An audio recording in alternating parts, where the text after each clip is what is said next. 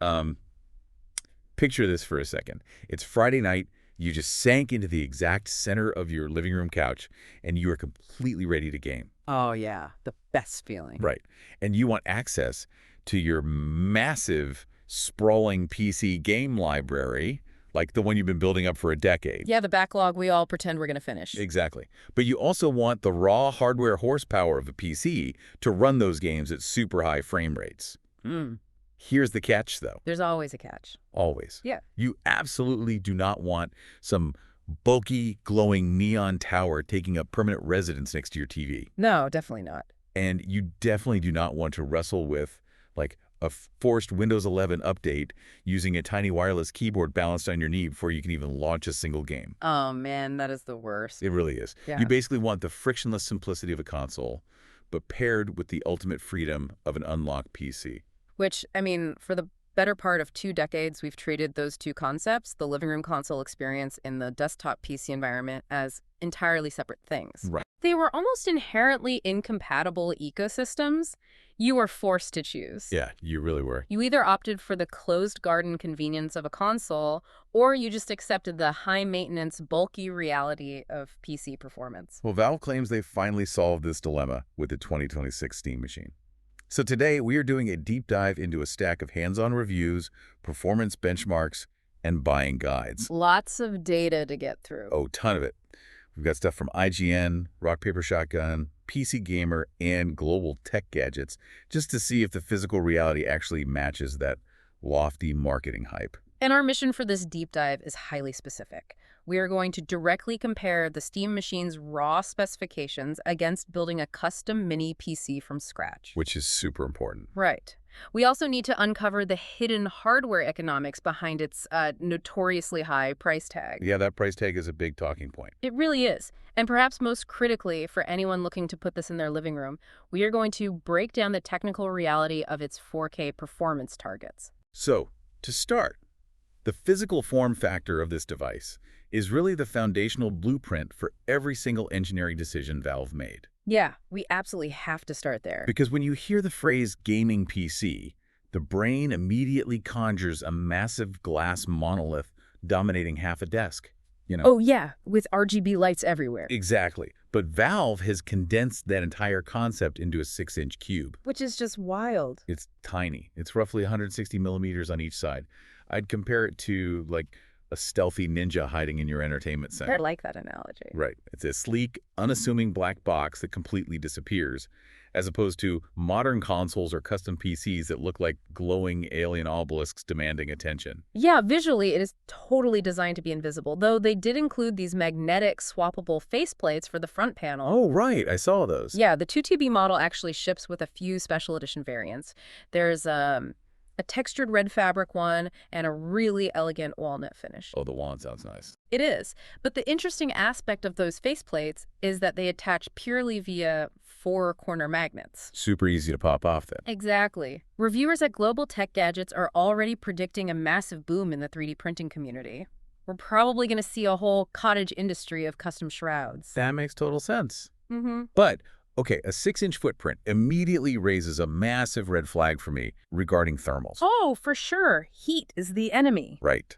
Cramming high-performance silicon into a microscopic box usually results in a device that either severely thermal throttles under load or sounds like a jet engine trying to achieve liftoff in your living room. Yeah, but the thermal engineering is actually where Valve really flexed their hardware design muscles here. How so? Well, if you remove that magnetic front plate, you aren't greeted by, like, a tangle of cables or a traditional motherboard layout. Okay. The entire core of the machine is essentially one massive block of aluminum heatsink fins. Wow, just the whole core. Yeah. They designed the airflow mechanism less like a standard PC chassis and more like a high-velocity jet intake. So it's basically a wind tunnel effect. Exactly a wind tunnel The effect. system pulls a massive column of cold ambient air strictly from the front, right?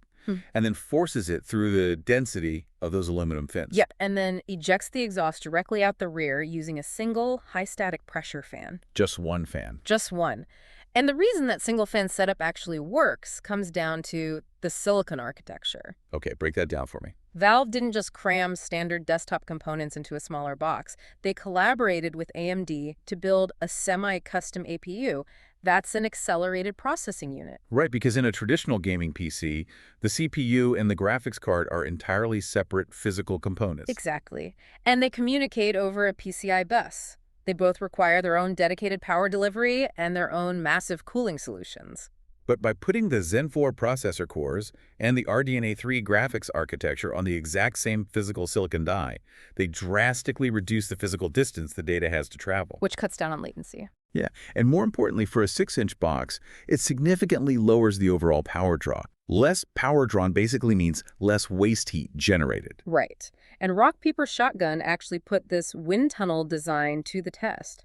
Oh, what did they find? They ran a sustained, heavy synthetic load, specifically compiling shaders for Stalker 2. Oh man, that notoriously pins the CPU at 100% utilization. It totally does. And taking a laser thermometer to the rear exhaust grate, they recorded a peak temperature of just 40 degrees Celsius. Wait, really? Just 40? Yeah. Furthermore, their audio testing noted zero coil whine, and the fan curve remained remarkably quiet. That is genuinely impressive. Whisper quiet in the living room is a must. It really is. And speaking of living room integration, the rear I/O makes a subtle but incredibly smart move. Oh, the ports, yeah. Right, you have your standard HDMI, DisplayPort, Ethernet, and a front microSD slot and USBs. But importantly, it utilizes the exact same universal figure-8 power connector as the PS5 and Xbox Series X. You're just so nice. It's huge. There is no external power brick. You don't have a 2-pound block of plastic to try and hide behind your media console. The power supply is entirely internal. Yeah, those quality of life integrations are crucial, but they don't mean much if the internal hardware can't actually drive modern games. Very true. So let's look at those specs. Under the hood, the Steam Machine's custom APU features a 6-core, 12-thread AMD Zen 4 CPU layout. Okay, pretty beefy. Yeah, paired with an AMD RDNA 3 GPU boasting 28 compute units. Nice. And it shares 16 GB of DDR5 system memory alongside 8 GB of dedicated DDR6 VRAM for the graphics. So translating those specific compute units into desktop equivalents gives us a clearer picture of its capabilities. According to IGN, we're essentially dealing with the performance equivalent of a desktop Ryzen 5 7600 processor and a Radeon RX 7600 graphics card. Right, which represents a highly capable modern 1080p or 1440p gaming rig. Rock Paper Shotgun actually decided to test the value proposition of those specs by building a DIY equivalent. Right. They did. They sourced a mini ITX motherboard, which is the smallest standard form factor available to consumers, and paired it with a slightly older Intel i5-12400F and an NVIDIA RTX 5050. And the fascinating takeaway from that DIY experiment wasn't just the performance parity, it was the sheer physical footprint. Oh, absolutely. Even using the smallest off-the-shelf components available, the Rock Paper Shotgun custom build was still more than twice the physical size of the Steam machine. It's just inevitable. A socketed motherboard simply requires too much physical space to compete with a custom integrated APU. And if we connect this to the bigger picture, that integration is the fundamental trade-off. How so? Well, with a standard custom PC, you have absolute modularity. 3 years down the line, you can pull out the graphics card and drop in a faster one. You can swap the processor. Right. Because the Steam machine utilizes an APU, the core processing components are permanently soldered to the main board. I have to push back on that a bit, though, because losing the ability to upgrade the GPU strips away one of the defining pillars of PC gaming. It definitely does. If the core components are soldered, does it really hold the main advantage of a custom PC? You are essentially locked into this tier of graphical performance for the lifespan of the device, much like a console. That's true, but they didn't completely lock the system down. The chassis opens with a standard Torx screwdriver. Okay, that's good. Yeah, and the 16 GB of DDR5 is socketed laptop-grade SO-DIMM memory. You can swap that out for a 32 GB kit in about 5 minutes. Oh, wow. Okay. Plus, the NVMe solid-state storage is also completely standard and easily upgradable. Well, that definitely helps. Which brings us to the most heavily debated aspect of this machine, the entry fee. Ah, yes, the price. The base 512 GB model retails for $1,049, while the 2TD version sits at $13,349. Yeah, if you are accustomed to the console market where a base PS5 or Xbox launched around the $500 mark, that sticker shock is formidable. The immediate instinct is to view that as an exorbitant premium for a mid-range specification. But okay, let's unpack this. If we analyze the hardware market mechanisms currently at play, the Steam machine is actually undercutting the DIY market. It really is. There are two distinct economic realities driving that price. What's the first one? The first is the business model itself. Console manufacturers like Sony and Microsoft historically sell their physical hardware as a loss leader. Right, they take a financial hit on the box itself because they operate a closed ecosystem. Exactly. They know they will recoup that loss by taking a mandatory 30% cut of every digital game you purchase on their storefront. And by charging you a monthly subscription fee just to access online multiplayer. Yep. Valve doesn't have that guaranteed recurring revenue stream on the hardware side. Steam is an open platform. You don't pay a monthly fee to play online, and you likely already own a massive library of games you purchased years ago. Right, so Valve is not subsidizing the cost of this machine with game sales. They have to price the Steam machine to be profitable, or at least break even, purely on the hardware sale itself. That makes sense. But the second and far more volatile economic factor is what PC Gamer has dubbed the Rampocalypse. Oh, the Rampocalypse. Sounds terrifying. It kind of is for PC builders. The AI boom and hyperscale data centers have caused massive global component shortages. Right, because they require unfathomable amounts of high-speed memory to load large language models into VRAM. Exactly. They're systematically buying up the world's supply of silicon memory chips. The trickle-down effect on the consumer market is just brutal right now. PC Gamer noted that purchasing 16 GB of high-speed DDR5 memory on the open market right now costs an individual consumer close to $250, just for the RAM. Right. To contextualize this, imagine you are trying to buy a fully constructed tiny home during a severe global lumber shortage. Okay, I like this analogy. The sticker price feels astronomical compared to buying an empty plot of land. The empty plot being like a $600 console. But you still have to buy all your games at full price and pay for online access. Exactly. But when you look at the skyrocketing costs of the raw materials yourself, you realize the tiny home builder is leveraging their supply chain to cut you a massive deal. It's like buying that fully furnished tiny home and realizing the builder is actually cutting you a break. IGN proved that exact point. They did. Their reviewers priced out a similarly spaced full-size ATX PC on PC Part Picker. Factoring in the current inflated memory prices, a comparable power supply, and a chassis, the total came out to roughly $1,500. Yeah, and even the rock, paper, shotgun DIY build, which compromised by using older, weaker parts, still rang in at around $1,047. So at $1,049, the Steam machine isn't carrying some boutique brand tax. It's practically a subsidized pre-built rig. Exactly. But if the economics justify the $1,050 price tag, the pressure shifts entirely to the performance output. Very true. The hardware has to deliver on Valve's promise of 4K living room gaming. And the benchmark data across all of our sources reveals a very specific and honestly highly nuanced reality about what this machine can actually do. Well, can it do 4K? The short answer is yes. Yes. But the realistic answer is that achieving playable frame rates at 4K requires you to embrace the art of tweaking graphics settings. It doesn't do it with all the eye candy enabled. Right. IGN ran Cyberpunk 2077 at 4K resolution using the Ultra preset with ray tracing enabled. And how did that go? The machine completely buckled, outputting a dismal 14 frames per second. Ouch. 14 is a slideshow. It is unplayable.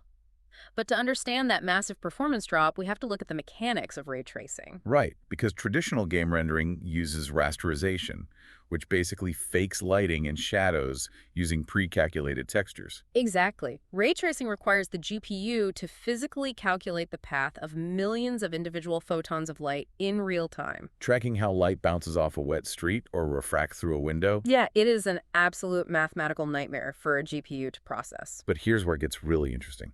Turning off ray tracing immediately relieves that processing bottleneck. Oh, huge difference. In IGN's testing, simply disabling that one setting bumped the frame rate up to 42 frames per second. And when they dropped the overall visual preset down to medium, it rocketed to a buttery smooth 64 frames per second at 4K. That is a massive jump. We saw identical behavioral scaling in other demanding titles, too. Forza Horizon 6 struggled at 30 FPS on its extreme preset, but easily hit 57 FPS on medium. And Total War Warhammer 3 was crawling at 23 FPS on Ultra. Right. This highlights a fundamental psychological barrier for players transitioning from consoles to the PC ecosystem. You mean the stigma of the word medium? Exactly. If you've spent $1,000 on hardware, selecting medium feels like you're accepting a compromised, inferior version of the game. Totally. It feels bad. But that stigma is entirely based on a misunderstanding of how console games are optimized. PC gaming is fundamentally different from the console set it and forget it mentality. Right. What most players don't realize is that a medium preset on PC usually looks visually identical to the base output of a PS5 or Xbox Series X. Console games rarely run at PC Ultra equivalents. That is such an important distinction. Furthermore, pushing these frame rates at 4K relies heavily on upscaling technologies. FSR, or Fidelity FX Super Resolution, is an absolute necessity here. Oh, yeah. It acts as an upscaler to bridge the performance gap. The mechanism behind FSR is really what makes high-fidelity gaming on a 6-inch cube possible. Because rendering a game at native 4K means the GPU has to draw over 8 million individual pixels every single frame, right? Yep. If you're aiming for 60 frames per second, that's nearly 500 million pixels a second. FSR allows the game to render internally at a much lower resolution, say 1080p, which is only about 2 million pixels. And then the algorithm steps in. It mathematically predicts what those missing 6 million pixels should look like. Exactly. It upscales the 1080p image to fit your 4K television in real time. The visual difference from the couch is almost imperceptible, but the performance gain is massive. So I have to ask you, the listener, are you willing to spend 5 minutes in a settings menu to unlock buttery smooth 60 fps, or is that a deal breaker for your living room relaxation? It's a fundamental mental shift. You might have to turn down shadow resolution or manually activate FSR upscaling. Valve definitely understands that this tinkering process can be deeply intimidating, which is why they engineered the surrounding operating system to completely remove the friction of traditional Windows PCs. What's fascinating here is how Valve has managed to take the chaotic, fragmented nature of PC gaming and pack it into a frictionless, console-like appliance. Yeah, it runs on SteamOS 3. It boots directly into big picture mode. There's absolutely no Windows 11 bloatware. Thank goodness. Right, and login is just a simple QR code scan via your phone. You just scan it with the Steam app, and you're instantly authenticated. They also implemented crucial living room protocols like HDMI CEC. Oh, I love that feature. It's the best. Yeah. The machine can wake your TV when it boots up, just like a console. You pick up your controller, hold the home button, and it forces the TV to switch to the correct input. It behaves exactly like an appliance. Also, IGN pointed out an absolute brilliant hardware integration, that front microSD slot. Oh, the synergy there is incredible. It really is. Yeah. You can physically pull a card out of your Steam Deck, slide it directly into the Steam machine, and instantly transfer your games. You don't have to spend 3 hours re-downloading a massive 100-gigabyte title. It's seamless. But despite all that console-like ease, if you select Switch to desktop, it's still a Linux PC. Exactly. You plug in a mouse and keyboard and you can code, write documents, or watch Netflix through a web browser. Okay, so the hardware is great, the software is refined, but how do you actually get your hands on one? Well, because of high demand and those component shortages, purchasing one is remarkably difficult. Valve is using a lottery reservation system. Right. You must have a Steam account with a verified purchase history before April 27, 2026, just to enter the virtual queue. Which is aggressive but necessary to filter out scalper bots. So what does this all mean? Bringing it all together, the Steam machine isn't just an overpriced console. It's a competitively priced, entry-level custom PC packed into a 6-inch cube. It requires you to roll up your sleeves and tweak settings for 4K, yes. But the reward is full access to the PC ecosystem from your couch. Exactly.